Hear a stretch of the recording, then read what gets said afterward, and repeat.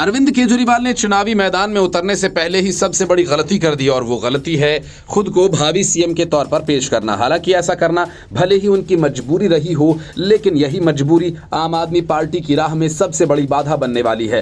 होना तो ये चाहिए कि जिस तरह से केजरीवाल ने शराब घोटाला मामले में फंसे मनीष सिसोदिया की सीट बदलकर उन्हें किनारे लगा दिया, सत्येंद्र जैन को टिकट तो दिया, लेकिन पूरे चुनावी परिदृश्य में सत्येंद्र जैन कहीं दिखाई नहीं दे रहे, मनीष सिसोदिया का कहीं अता पता नहीं। आम आदमी पार्टी के पूरे चुनावी अभियान में संजय, आतिशी मरलेना और केजरीवाल ही छाए हुए हैं। ऐसे में अब सवाल ये कि क्या केजरीवाल ने वाकई सिसोदिया और जैन को दोषी मानते हुए ठिकाने लगा दिया, और अगर ऐसा है तो फिर केजरीवाल पाक साफ कैसे हुए?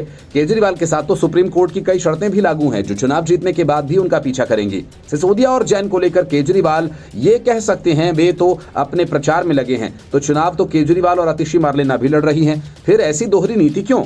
लेकिन चुनावी दृश्य से साफ है कि सिसोदिया और जैन को केजरीवाल ने कायदे से ठिकाने लगा दिया और आम आदमी पार्टी अब आतिशी, संजय और सौरभ जैसों के सहारे आगे दिल्ली की राजनीति करेगी। लेकिन केजरीवाल की यही रणनीति उनको महंगी पड़ने वाली है।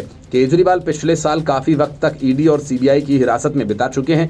केजरीवाल और आम आदमी पार्टी के अन्य वरिष्ठ नेताओं के खिलाफ भ्रष्टाचार के आरोप इस चुनावी मौसम में भाजपा के लिए हमले का बिंदु मुख्य हैं। हालांकि केजरीवाल को आखिरकार सुप्रीम कोर्ट में दोनों मामलों में जमानत मिल गई है, लेकिन लगाई गई सख्त शर्तें केजरीवाल के चुनाव जीतने के बावजूद उन्हें प्रभावी तरीके से काम नहीं करने देंगी। मतलब कि जो वादे वे कर रहे हैं उसे पूरा कर पाने में सालों लग सकते हैं और संभव है कि वे उन्हें लागू कर भी ना पाएं, क्योंकि अगर केजरीवाल चुनकर आ भी जाते हैं तो क्या कोर्ट द्वारा लगाई गई शर्तों के साथ सरकार चलाना संभव होगा? ईडी मामले में जमानत की शर्तों ने केजरीवाल को मुख्यमंत्री कार्यालय और दिल्ली सचिवालय जाने से रोक दिया, उन्हें आधिकारिक फाइल्स पर हस्ताक्षर करने से रोक दिया, सिवाय उन मामलों में जहां दिल्ली के उपराज्यपाल की मंजूरी की आवश्यकता थी और उन्हें मामले पर टिप्पणी करने या गवाहों से बातचीत करने से प्रतिबंधित कर दिया गया। बाद में सीबीआई मामले में जमानत देते हुए सुप्रीम कोर्ट ने इन प्रतिबंधों को दोहराया, जिससे उनके प्रशासक कार्यों पर सीमाएं प्रभावी रूप से बढ़ गईं, जबकि इन प्रतिबंधों ने दिल्ली में शासन को लेकर चिंताएं पैदा कर दी।